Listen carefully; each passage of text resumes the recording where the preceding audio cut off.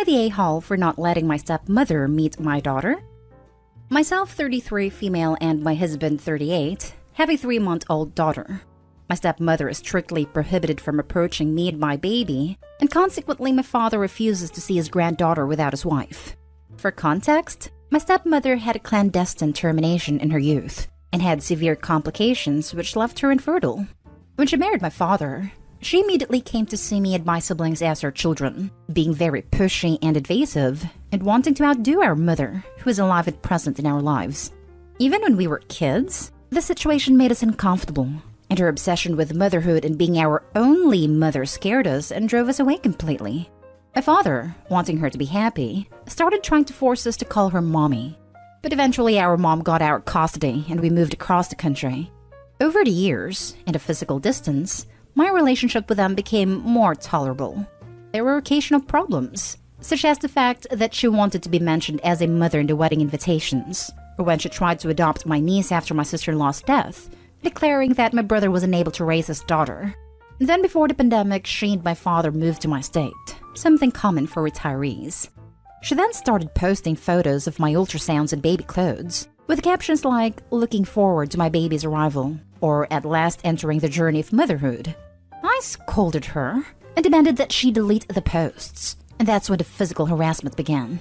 As we live in the same condominium, she started to come up to my house several times a day to check me, fight with me about what I ate, and set up a complete nursery in her house, telling me that the baby would need to spend the first few days with someone more experienced to take care of him.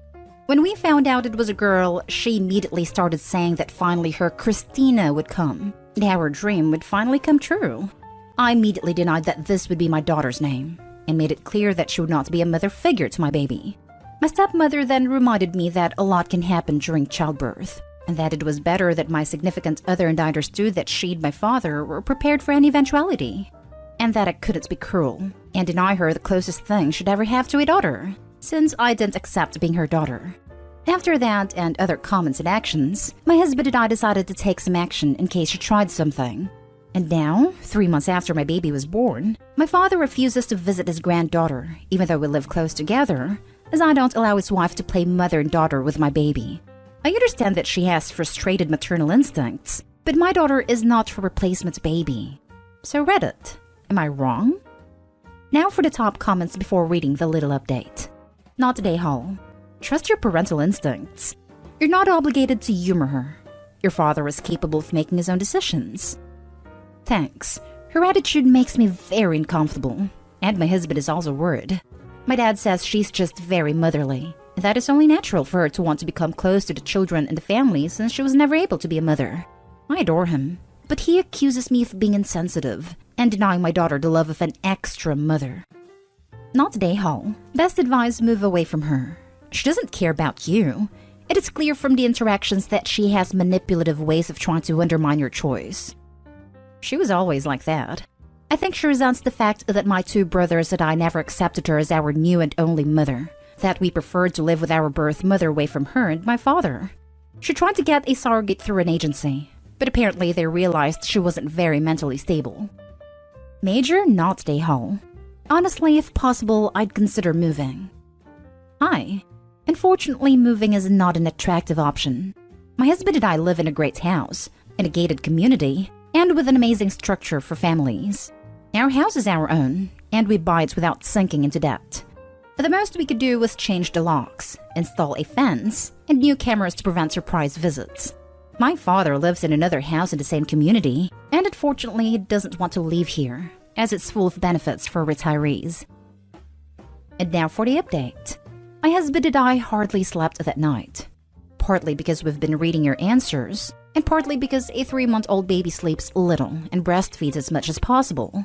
Thanks to you, I was able to see that my father will never protect his children, especially if it means putting limits on my stepmother.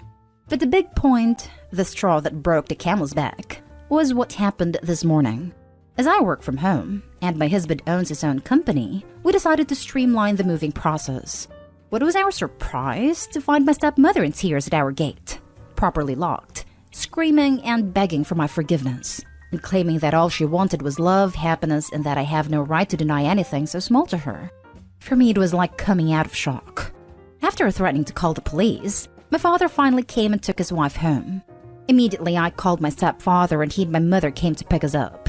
I was glad he came as he is a very intimidating man, as well as being a retired police officer. We've packed a few essentials and the three of us will be staying at my mom's house for now. She lives in an apartment with plenty of space and 3 levels of security to allow access. We are in contact with our attorney who will refer to us to someone who specializes in family status, and we will seek to get a restraining order under our old address. P.S. To someone who asked me in private, my sister-in-law's death was caused, according to the police report, by an alleged mechanical failure in her car. At the time, with the whole situation going on with my brother and niece, I never really went into the matter. Next story is titled, Am I the a-hole for admitting that my parents and niece are the reason I left? I, 29 male, have a niece, 19 female, and as the title says, she and my parents are a massive reason why I moved away. When she was a little kid, she was unbelievably disrespectful and just downright mean. She would literally scream, yell, and if no one was around, she would cuss at me.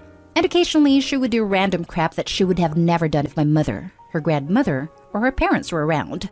For example, she would spit, throw stuff, purposely spill stuff. And if I ever stopped her or told her to stop, she would run to grandma and tell her I was being mean, and I would get in trouble.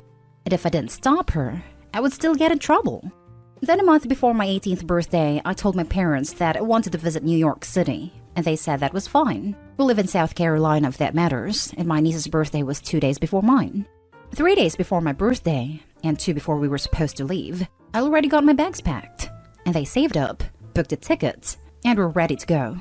The next day, my parents informed me that we couldn't go, because they had planned a huge surprise party for my niece, but they miscalculated or something, and it was a lot more expensive than they thought.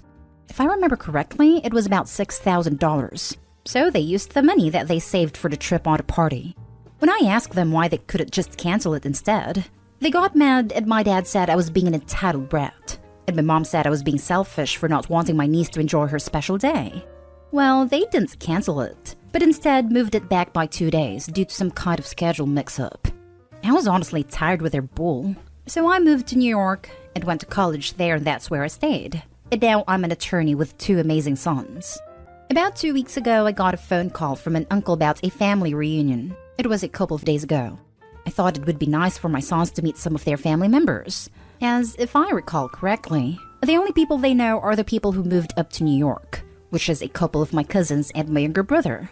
So we went, and when I saw my niece, she acted the same as she did before. Later in the evening, my aunt asked why I moved to New York.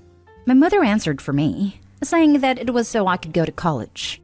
I found it unbelievably amusing that she thought after all these years that was the reason, so I started laughing uncontrollably.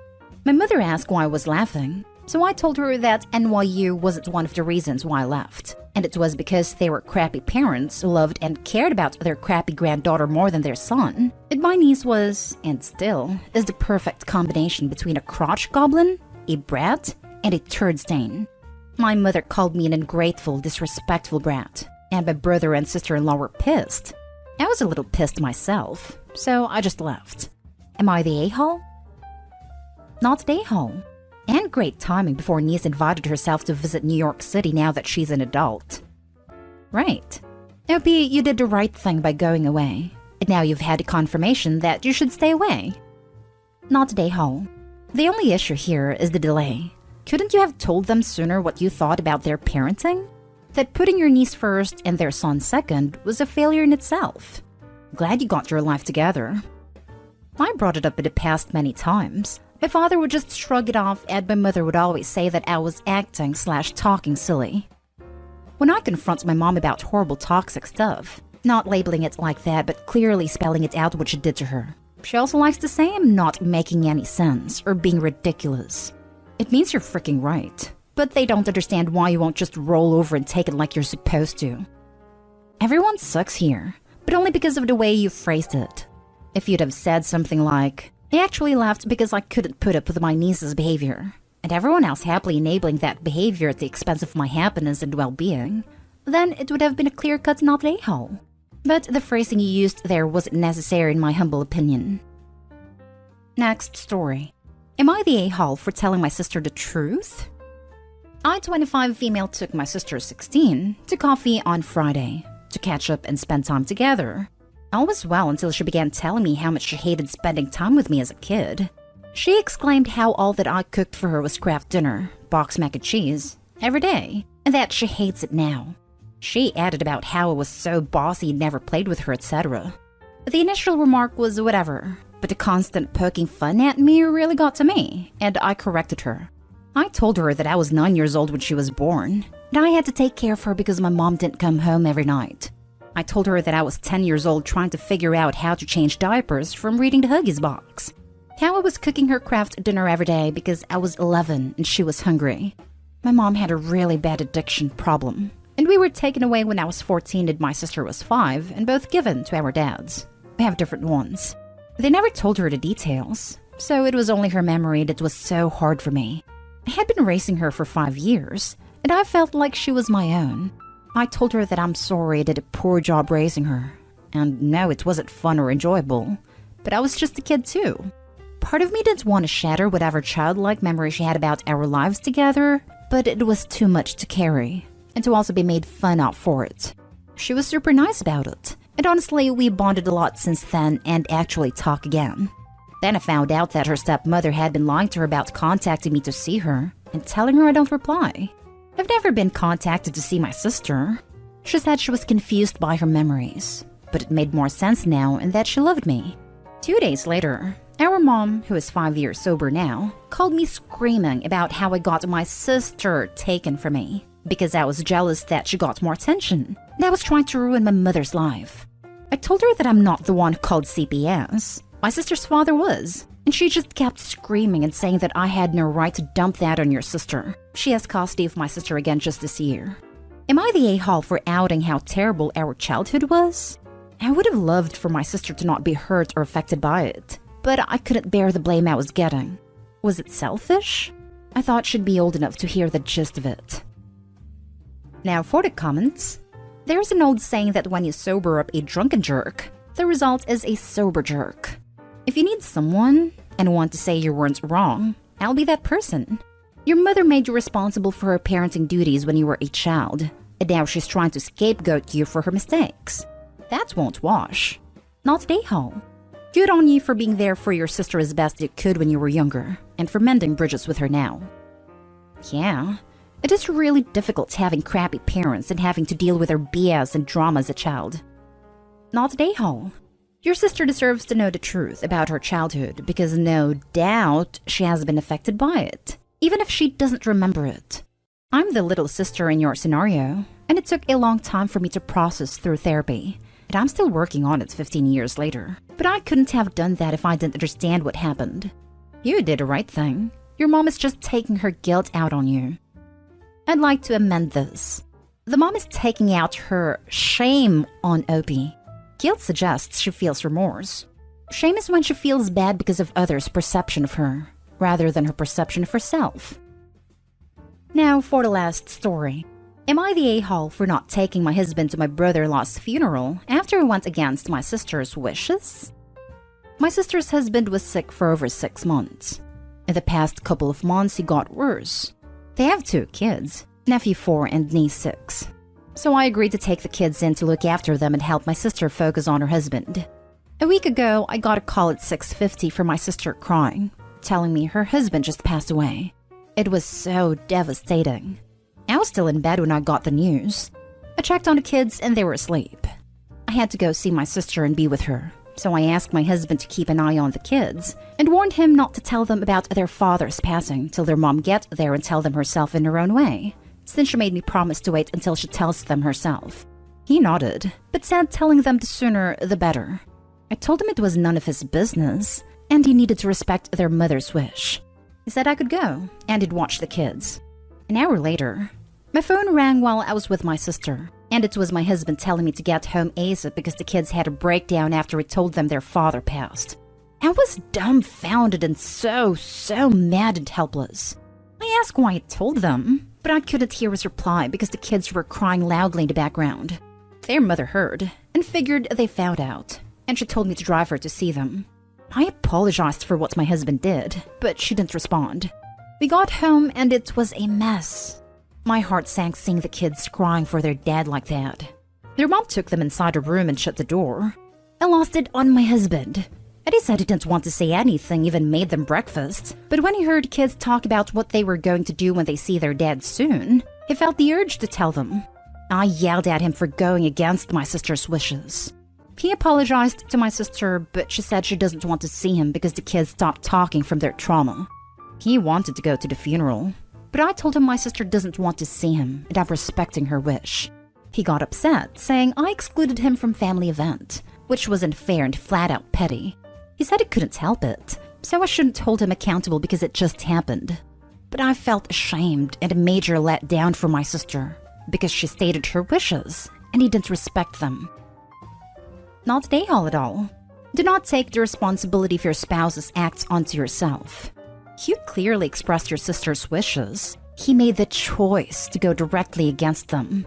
Your sister had every right to not want contact at all with him after that. Who knows how the kids would have responded or been more traumatized seeing him again. You're not petty. You are trying to love and respect and support your sister in her time of grief. Yes, I agree, but he's been giving me grief about how harsh I was towards him. That I should have let him attend a funeral with me, completely ignoring the fact he went against my sister's wishes, and she rightfully wants some space from him. It's not about you. None of this is about you. On repeat until he gets it. What kind of narcissistic prick thinks he should be the one to break this kind of news to children when their mother is effectively on her way over to do that very thing? Not day-hall. Now your husband wants to show up and cause drama with a widow at a funeral? Is he crazy? You need to take a very hard line with this guy. And it's not a family event. It's a funeral and he's an A.